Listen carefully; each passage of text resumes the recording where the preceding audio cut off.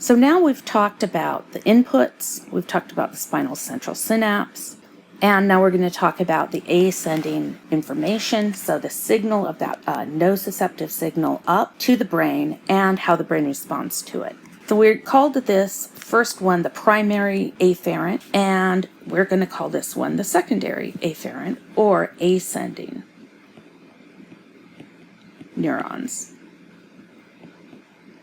This is going to be really simple because we're just going to talk about how that signal goes multiple places.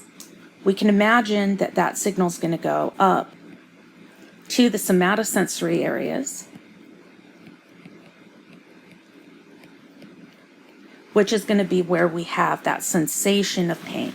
And what we're going to see here is somatosensory cortex. That's where we have the conscious sensation.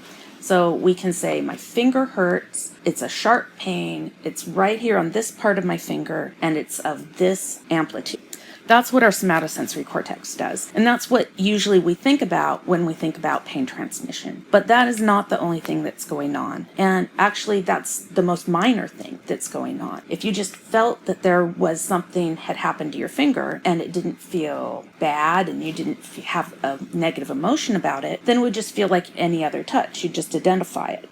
So what we're going to do is we're actually going to see other pathways that goes to. When that pain pathway comes up, the first thing it's going to do before anything is it goes to the brainstem. And in the brainstem, we're going to be able to identify that and create an alertness. So as soon as your brainstem sees that there's been a nociceptive signal, it turns everything on because it figures we got to pay attention to this. The next place that that's going to go is the thalamus.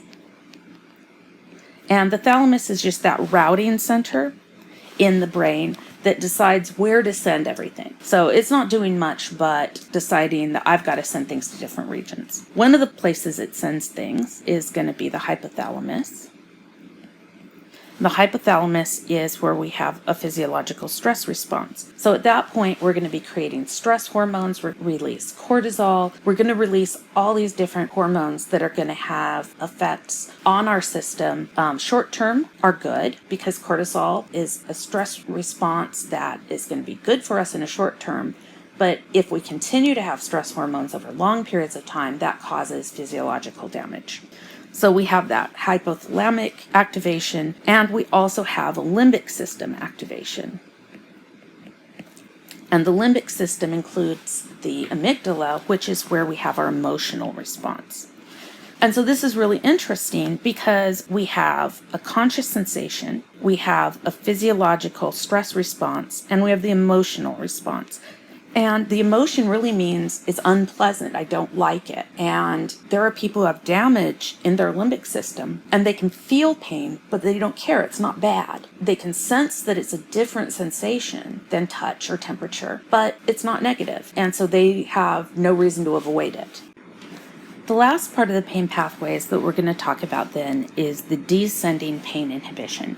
And I look at it kind of like a volume control. I told you already that we need to be able to, in any physiological system, modulate those pathways. And pain is also very important to modulate. I like to take the example of you're running from a mountain lion and you sprain your ankle. You don't want to feel pain right then because you need to keep running. You need to keep going. Pain is not useful for you. So your body has this system, it creates endorphins, you get adrenaline, and it activates these descending pain inhibition pathways so that you block that pain transmission and it doesn't hurt until you're into safety. Then those inhibiting pathways aren't any use anymore. In fact, at that point, it's actually good to feel more pain. So you're back home, you made it, you got away from the mountain lion, but your ankle's sprained. And now your friend calls you and is like, let's go dancing.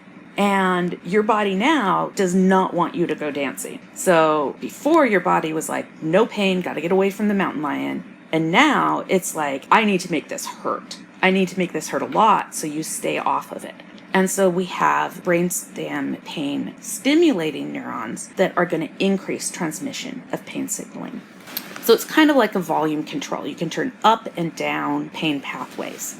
We're really only going to talk about inhibiting pain because we don't want to have drugs increase pain signaling. So we're going to have drugs that act on the inhibiting part. So up here at the brainstem, And I apologize, this is not giving me the option to use colors. So brainstem pain modulatory region.